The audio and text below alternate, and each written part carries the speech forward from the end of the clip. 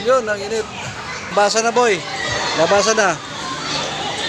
Wala pa kayo barang tumayo, ah. Nabasa na ba? Nabasa na. Tumayo ka na dyan.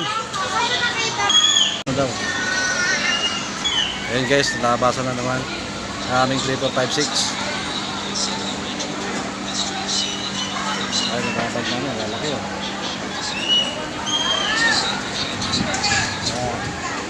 Pagka ito nabasa na, dito kasi upuan namin to, empleyado ng MAPSAY. Ngayon, dahil nabasa na, kailangan tumayo. Ang dami ng estudyante, oh.